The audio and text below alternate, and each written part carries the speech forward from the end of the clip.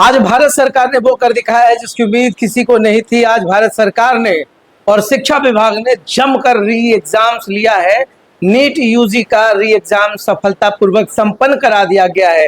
Air force के माध्यम से सारे क्वेश्चन पेपर आए, पूरे सेंटर्स में बांटे गए। 5440 सेंटर्स में करीब 22,79,000 छात्रों ने नीट यूजी का एग्जाम दिया। मैं बता दूं कि 3 मई को नीट यूजी का पेपर जो है वो लीक हो गया था, जिसके बाद सरकार की भद पिट रही थी। धर्मेंद्र प्रधान के खिलाफ जो है नारेबाजी हो रही थी। सभी का गुस्सा शिक्षा मंत्री धर्मेंद्र प्रधान के ऊपर था। 24 में भी पेपर लीक हुआ था, तब एनटीए ने कभी नहीं माना, सुप्रीम कोर्ट तक नहीं माना कि परीक्षा जो है वो पेपर से लीक हुए हैं। मगर पहली बार एनटीए ने भी माना, उसके बाद री एग्जाम्स की शेड्यूलिंग हुई। तो इसके लिए भारत सरकार को बधाई तो बनती है, साथ में शिक्षा मंत्री को भी, कि अब तक जो आपने भद पिटाया था कम से कम री एग्जाम्स ठीक ठाक से हो गया है।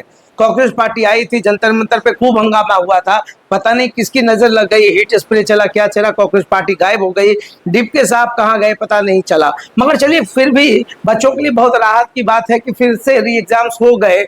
और अनुपम खेर जैसे बड़े बड़े सेलिब्रिटी जो है सरकार की तरफ से कवर अप करने के लिए आए थे। अनुपम खेर ने कहा था कि भैया बहुत मेहनत से पढ़ाई कीजिए, कूद रहिए, पूरा मोटिवेशनल मंत्र देकर चले गए। इतना मंत्र दिए कि जब री एग्जाम्स की बात हो रही थी तो पूरे सेंटर्स के लिए उन्होंने प्रार्थना किया, स्टूडेंट्स के लिए प्रार्थना किया, कहा कि आपका ब्राइट फ्यूचर हो। मगर उस समय दही जम गया था जब नीट यूजी का परीक्षा का पेपर लीक हुआ था। उस समय कहीं से आकर के इन्होंने नहीं कहा कि हाँ, भारत सरकार को इसकी रिस्पॉन्सिबिलिटीज लेनी चाहिए। मगर चलिए भारत में तो ये चलता रहता है।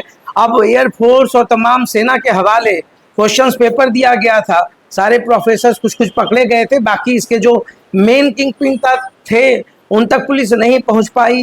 क्या कुछ हो रहा है, अभी तो जांच चल रहा है, जांच के बाद पता चलेगा। मगर बहुत ही मशक्कत के बाद आज री एग्जाम हुआ। भाई साहब, कलावा उतार दिया गया, टीका उतार दिया गया, चेन उतार दिया गया। मैंने पहले भी कहा था कि सारे सिस्टम जो है बच्चों के लिए हैं, सब कुछ उतरवा दो। और ये भी बता दो कि कौन सा तेल लगाना है, कड़वा तेल लगाना है, बनफूल तेल लगाना है, कौन सा तेल नहीं लगा कर आना है, नारियल तेल लगा कर नहीं आना है। सारे जितने भी सिस्टम्स के बाद जो कानून बनते हैं वो बच्चों के ऊपर बनते हैं। इधर बंद उधर बंद, ट्रैफिक सिस्टम सब कुछ। चाइना से कंपेरिजन कर रहे हैं, विश्व गुरु बनना चाहते हैं। मगर देखिए कि री एग्जाम्स भले ही आज हुआ हो, बच्चों को थोड़ी संतुष्टि मिली हो, मगर कुछ बच्चे अपने जीवन को समाप्त कर गए। अब उन बच्चों के लिए क्या, मैं तो सिर्फ संवेदना व्यक्त कर सकता हूँ। मगर आज भी एग्जाम्स हो गए बहुत सारे सेंटर्स पे। कुछ लोगों का तो सेंटर आबू धाबू चला गया था, आपको याद होगा। कल मैं देख रहा था, एक बड़ा न्यूज था कि भैया सीधे एक बच्चे का जो सेंटर वो आबू धाबी कर दिया, आनंद फानंद फिर वापस किया गया। तो ये जो रिस्पॉन्सिबिलिटीज होती है भारत में, वो समझने की जरूरत है। हम किसी सरकार पे तंज नहीं कसते, तो बात करते हैं कि ये 2 सालों तक का मेहनत जो लीक हुआ था, जो सपने लीक हुए थे, जो बच्चों का फ्रस्ट्रेशन था, जो मेंटल लेवल था, उसका रीमेंटल एग्जामिनेशन नहीं हो सकता है। मगर बच्चों ने हिम्मत नहीं हारी।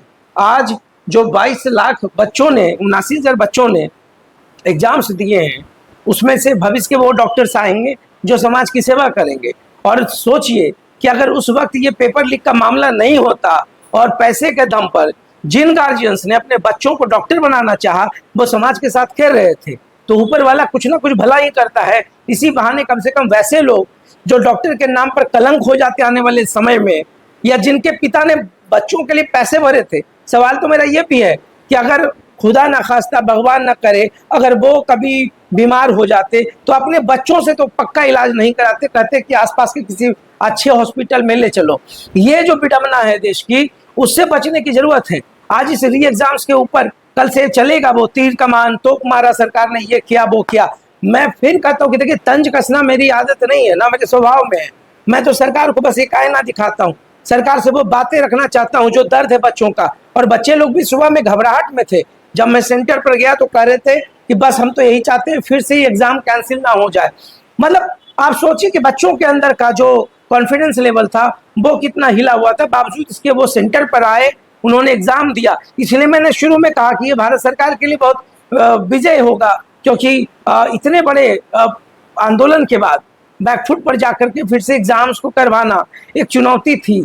और हम देख रहे हैं कि आज सब लोग युवाओं के इमोशंस के साथ खेलकर चले जाते हैं। कोई भी पार्टी बनाकर चला आता है। धर्मेंद्र प्रधान 24 में भी उनको खराब नहीं लगा था, पेपर तो तब भी लीक हुए थे। भारत में पेपर लीक होने का मामला होता रहता है, मगर अब सरकार चेत जाए, बच्चों के भविष्य के साथ ना खेले। शिक्षा मंत्री को रिस्पॉन्सिबिलिटीज लेना चाहिए, उनको आगे आकर बताना चाहिए था। मगर देखिए, यहाँ तो कवर अप करने के लिए चैनल्स भी हैं, सेलिब्रिटीज भी हैं, सब लोग कामना कर रहे थे। मगर जब पेपर लीक हुआ था तो कोई आकर नहीं कहा था कि ये गलत हो गया। आज जो अनुपम खेर बधाई दे रहे हैं, कल के बाद देखिएगा ट्विटर से तमाम जगहों पर वो सारे ट्रेंड्स हो जाएंगे, बाढ़ आ जाएगा बधाई देने वालों का। खैर, कुछ भी हो, बहुत सॉलिड काम हुआ है। री एग्जाम्स मई जून, और आपने जून में करवा लिया, ये बहुत बड़ी उपलब्धि है सरकार के लिए। तो सब कुछ हो गया है, बस जिनके बच्चों का भविष्य डार्क में जाने वाला था वो अब थोड़ा ब्राइट की ओर जाएगा। तो देखते रहिए सार्थ, बहुत बहुत धन्यवाद।